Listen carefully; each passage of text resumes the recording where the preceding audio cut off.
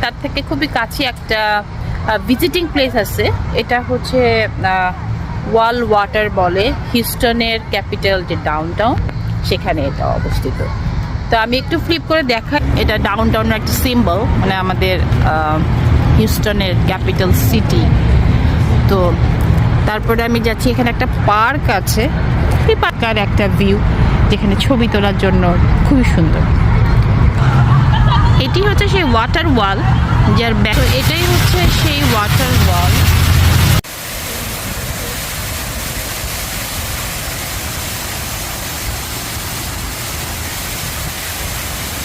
দিক থেকে ওয়ালটা দেখতে এরকম।